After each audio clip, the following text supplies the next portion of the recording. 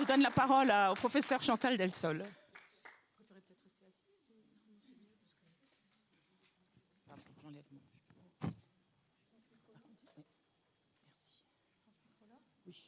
Ça marche? Tout le monde m'entend? Oui, bonjour à tous.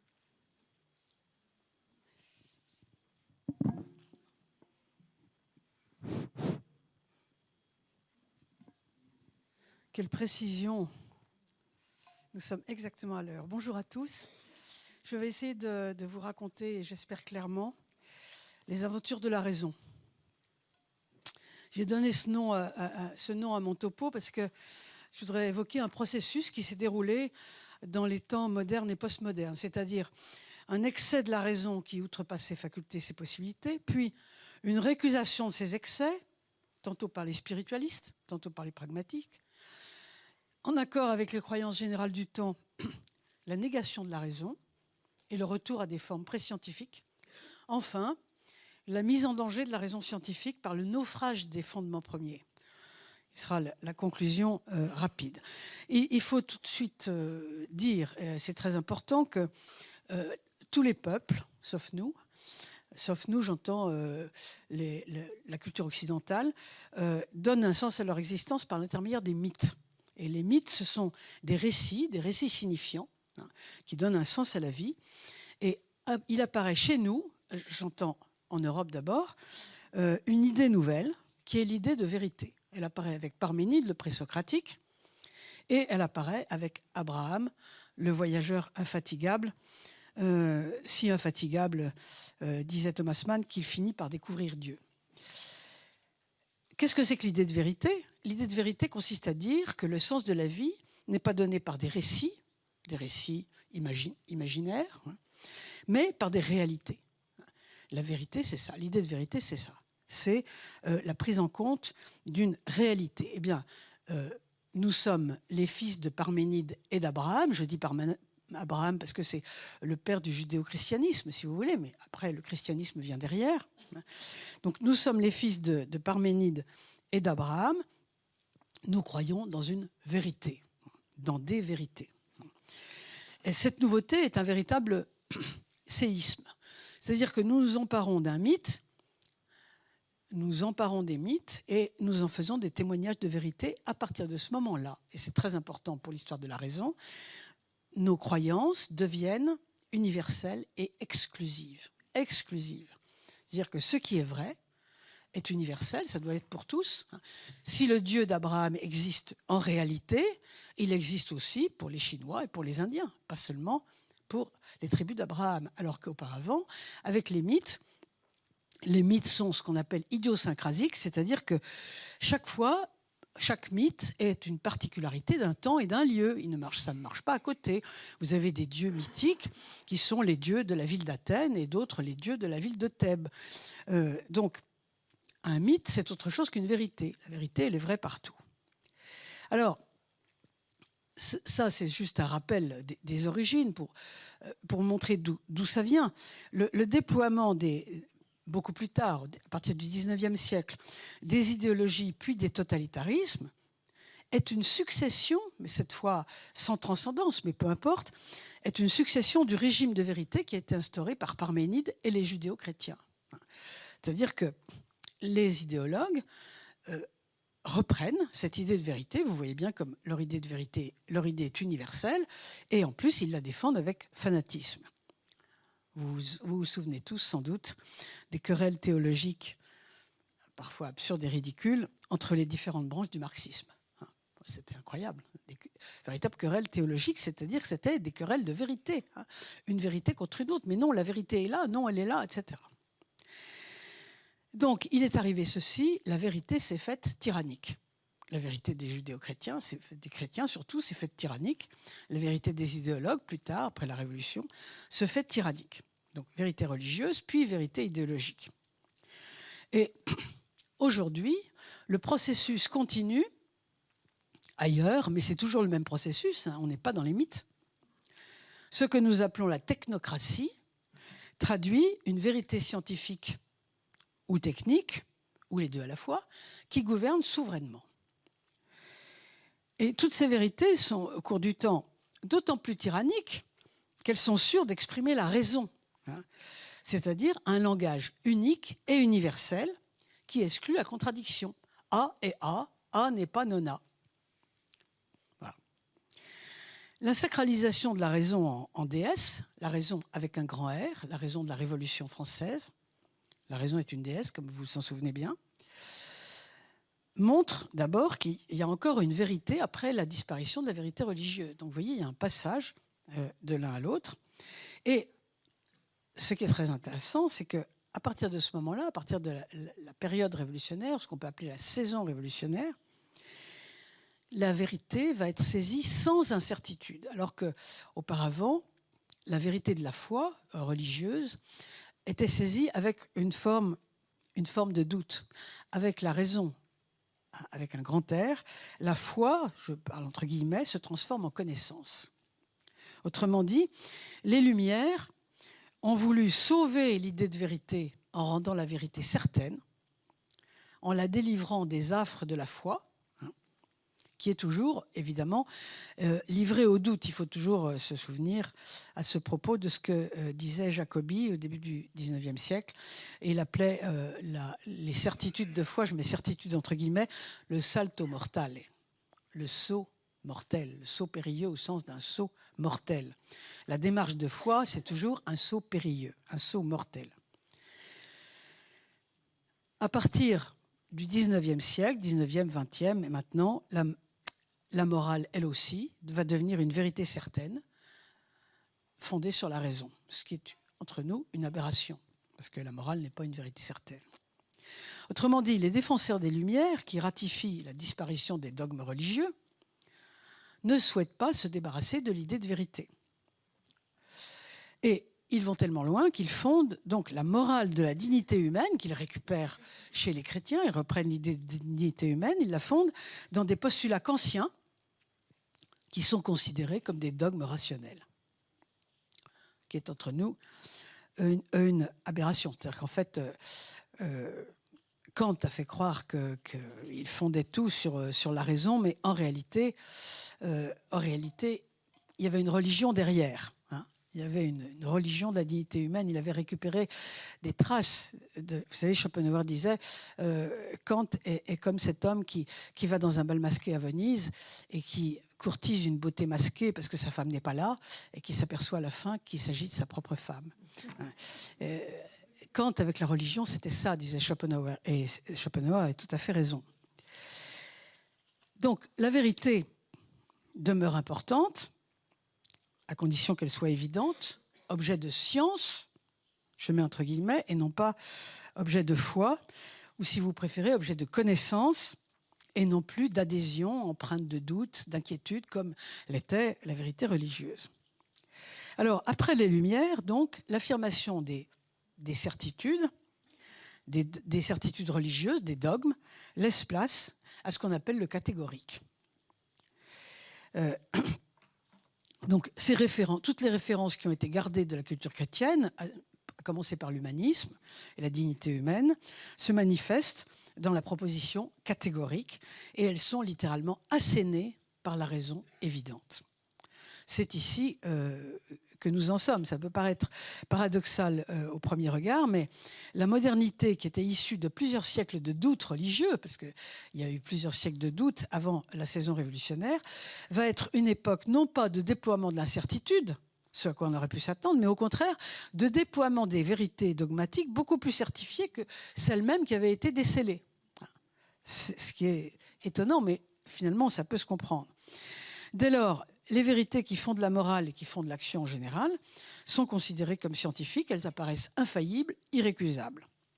Durkheim, par exemple, cherchait une, je cite entre guillemets, une morale scientifique. Chose aberrante. C'est ceci qui explique les avatars totalitaires qui se développent à partir du XIXe siècle d'un point de vue théorique et à partir du XXe siècle d'un point de vue pratique. Comme vous savez, il n'y a pas de tolérance en science. Et à partir du moment où on croit que, par exemple, la morale, c'est de la science, il n'y a pas de tolérance en morale. Si on croit que la politique est une science, il n'y a pas de tolérance en politique.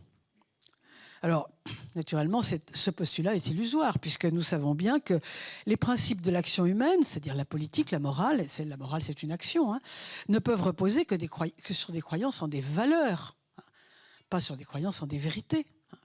La morale s'appuie sur des valeurs. Donc il y a là une espèce de mélange qui est aberrant.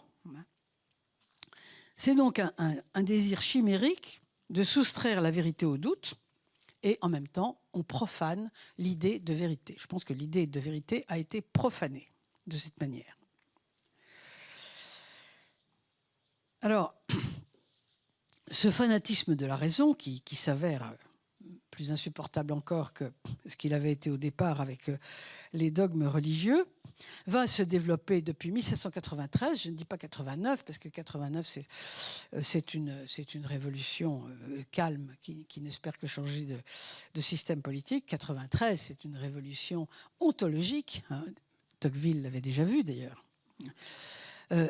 À partir de là, on consacre le terrorisme de la vérité. Cette seconde étape s'avère définitive dans la désacralisation de l'idée de vérité. Quand la vérité était fondée sur une transcendance, auparavant, la vérité pouvait engendrer toutes sortes d'abus et d'excès, hein, c'est évident, mais elle pouvait ensuite revenir, si elle était raisonnable, à ses fondements sacrés pour réaffirmer qu'elle tenait sur une adhésion personnelle, hein, qui ne se commande pas. Tandis que la vérité moderne, qui est fondée sur la raison, avec un grand R, est donc irréfutable d'évidence, légitime la contrainte par cette évidence même. Et donc, en dehors d'elle, elle ne laisse que des criminels et des fous. On enferme les opposants dans des hôpitaux psychiatriques dans les pays totalitaires. C'est pourquoi le fanatisme de la raison avec un grand R profane non pas seulement la raison avec un petit R comme vérité, mais l'idée même de vérité. Et la postmodernité, nous en sommes maintenant, c'est après la modernité, est un temps dans lequel va s'effondrer la déesse raison avec un grand R. Pourquoi ? Parce que justement, il y a eu trop d'abus. On s'aperçoit que des pans entiers du monde nous demeurent inconnus. C'est l'objet de vos recherches, en tout cas inconnaissables pour l'instant, requis donc par la croyance. La raison avec un grand R redevient raison avec un petit r, c'est-à-dire une capacité humaine pour approcher la connaissance, un moyen. Elle va, si vous voulez, rentrer dans l'histoire et tenter de redevenir ce qu'elle était avant, c'est-à-dire un outil de notre intelligence. Juste ça. La société postmoderne, celle dans laquelle nous vivons aujourd'hui, se trouve donc livrée à la véracité, ce qui n'est pas pareil, à la profusion indéfinie du probable, à la croyance toujours en suspens. Et finalement, parfois, et c'est un peu regrettable, la seule certitude de l'utilité.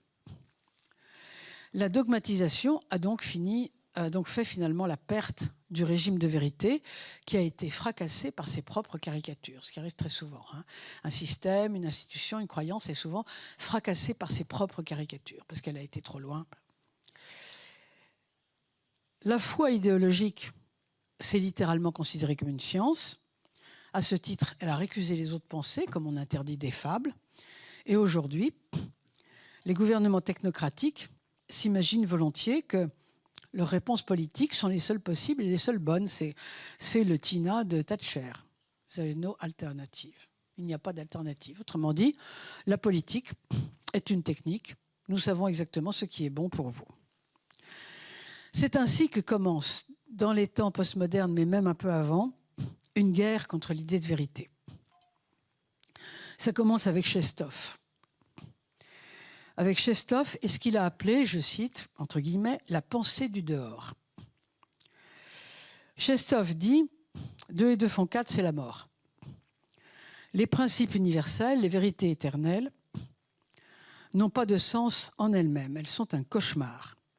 Pourquoi ? Parce que Chestov est un orthodoxe, puisqu'il est russe. La liberté de Dieu est totale. Elle est au-dessus de la logique et de la morale.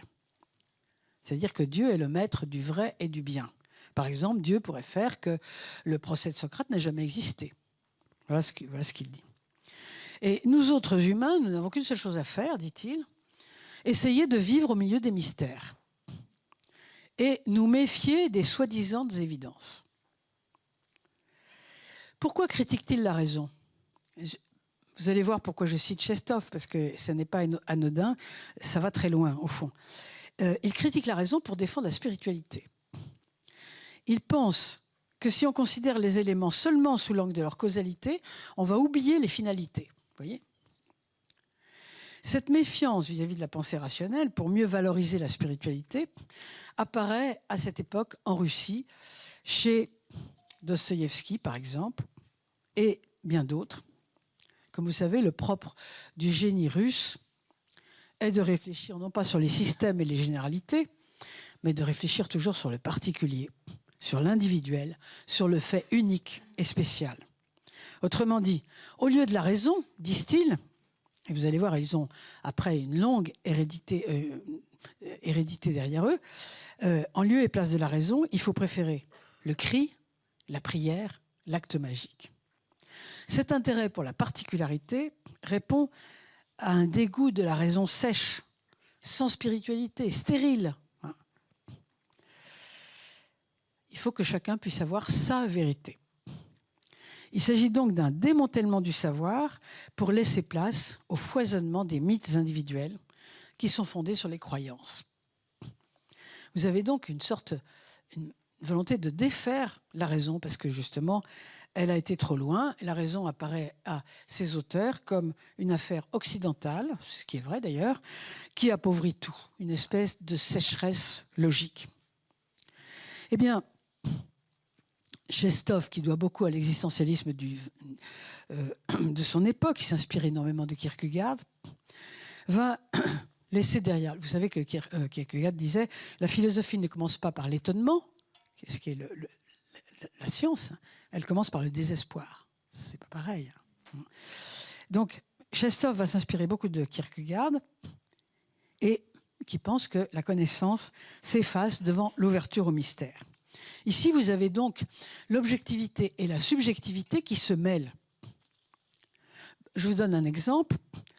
Chestov dit, oui, d'accord, d'un point de vue scientifique, la Terre n'est pas au centre du monde. Galilée avait raison, ok. Mais d'un point de vue existentiel, et non d'un point de vue cosmologique et scientifique, d'un point de vue existentiel, c'est bien la Terre qui est au centre du monde. Vous voyez ? Car c'est nous qui sommes là. Hein. Donc le reste est autour de nous. Peut-être qu'il ne tourne pas autour de nous, mais ça n'a pas d'importance. Mais il est autour de nous, et nous sommes là. D'un point de vue existentiel, la Terre est au centre du monde. Donc on ne vienne pas nous rabâcher que Galilée avait toujours raison. Non. Il a raison d'un certain point de vue. Oui, je vous donne juste cet exemple. Alors, ce qui est intéressant, c'est que le courant de Chestov, qui est très important, va influencer Camus, Blanchot, Foucault, Deleuze, qui le cite abondamment. Autrement dit, vous avez une évolution vers ce qu'on a appelé la déshellénisation, c'est-à-dire le recul par rapport à la raison grecque, qui se trouve là, et qui passe d'un point de vue spiritualiste, celui de Chestov, la pensée du dehors de Chestov, à un point de vue complètement pragmatique et non spirituel, ou voire antispirituel, qui est le courant de ce qu'on appelle la déconstruction. Les liens entre Chestov et la déconstruction dans son ensemble sont tout à fait visibles et cohérents. C'est-à-dire qu'il s'agit toujours de promouvoir une pensée du dehors, délivrée des anciens schémas rationnels, personnels et non pas universels. Par exemple, si vous lisez un texte comme Différence et répétition, qui est l'un des livres les plus importants de Deleuze, vous allez trouver les citations de Chestov et vous allez voir, clair comme le jour, la grande admiration pour la pensée de Chestov. Différence et répétition est un hymne à la particularité et à la spécificité. Deleuze va ajouter, évidemment, Deleuze et ses compagnons vont ajouter ce que Chestov n'avait pas dit, à savoir ce sont les dominants qui imposent l'ordre de la vérité universelle. C'est encore autre chose. Et il apparaît, au tournant de ce siècle, le dernier héritier en date de la pensée du dehors, à savoir le décolonialisme et le wokisme, qui disent le savoir est une domination, l'énonciation d'une vérité est une colonisation. En réalité, la connaissance est un leurre dans un but d'asservissement. Devant ce tableau, que je vous rappelle très rapidement, dans le temps qui m'est imparti, en espérant que ça sera clair tout de même, éclate une conviction, la valeur insigne de la particularité, que personne ne peut classer, que personne ne peut répéter, l'irréductible unique. Tchekhov n'aimait que les exceptions. Sur les traces de la déconstruction, la scène contemporaine le confirme abondamment. Seules les exceptions, et non plus les principes universels, vont acquérir valeur. Autrement dit, la vérité comme essence, stable, universelle, va être remplacée à la fin du XXe siècle par la vérité comme événement, singulier et fluide. Ce qui est intéressant, c'est que toute l'épistémologie du XXe siècle, ou peut-être de la deuxième moitié du XXe siècle, quoiqu'il y a des prodromes avant, l'épistémologie du XXe siècle confirme cette intuition. Le nomadisme philosophique, qui est spiritualiste chez Berdyaev, qui est laïque chez ses admirateurs de la déconstruction, se double d'une révolution scientifique analogue. C'est-à-dire que tout se passe comme si la solidité du monde, la stabilité du monde se voyait soudain mise en cause de tous les côtés.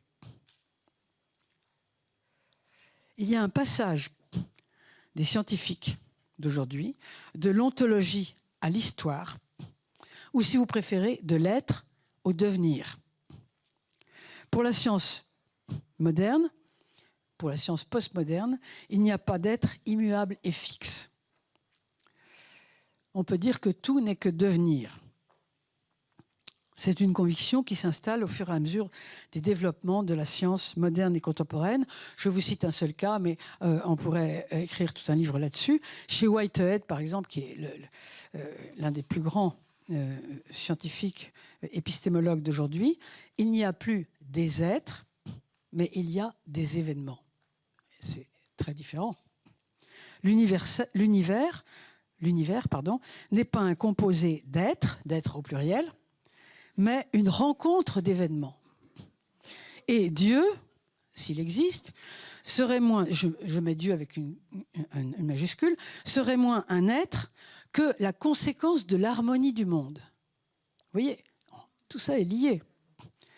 C'est clairement la mise en cause de toute la métaphysique occidentale. Et peut-être d'ailleurs, moi je le pense, une complicité avec les philosophies asiatiques de l'impermanence de toute chose. Pour les Chinois, Dieu, si tant est qu'on puisse parler de Dieu, c'est l'harmonie du monde. Alors, je termine par l'inquiétude la plus profonde, à mon sens, en ce qui concerne la survie de la raison occidentale, que je jette cette inquiétude en quelques mots pour finir. À chacun de ruminer là-dessus, je ne dis pas de méditer, de ruminer à la Nietzsche. On s'est demandé, vous savez, pourquoi la science était née en Occident. Plein d'auteurs se sont demandé. Needham, qui avait écrit une vingtaine de volumes sur la science en Chine, enfin sur la technique en Chine. Pourquoi est-ce que toute la technique est née en Chine? Vous savez, pas seulement la brouette ou les vaccins, mais tout. Les Chinois ont tout inventé. Pourquoi est-ce que la science n'est pas née en Chine? Culture tellement extraordinaire, impressionnante. Pourquoi est-ce que la science est née chez nous? C'est quand même quelque chose de bizarre. Non seulement Needham, mais tout le monde s'est posé la question. Husserl, Whitehead. Eh bien, ils ont donné une réponse. Ils ont tous donné la même réponse. Ce n'est pas moi qui la donne, ce sont eux. Des très grands scientifiques. La cause et la circonstance de l'invention de la science en Occident dépend de l'histoire religieuse de ce continent. Pourquoi? Parce que dans ce continent où l'on croit dur comme fer, au départ en tout cas, qu'il existe un Dieu qui est un Dieu rationnel, c'est-à-dire qui organise un monde à travers des lois. Eh bien, si le monde est créé selon des lois, le but des scientifiques, et d'ailleurs ils le disent tous, clairement, tous les scientifiques du XVIe, du XVIIe, le but des scientifiques est de retrouver les lois que Dieu a mises dans le monde. Leibniz, par exemple, je cite cet exemple qui me vient à l'esprit, mais il y en a plein d'autres, disait dans l'une des préfaces de son ouvrage, « Si j'ai fait des mathématiques, c'est pour faire avancer la piété. » Ça paraît bizarre, hein? Il cherchait les lois du monde que Dieu y avait mises. Et dans des pays où aucun Dieu n'a mis des lois dans le monde, on n'a pas l'idée d'aller rechercher des lois auxquelles on ne pense pas. Bon.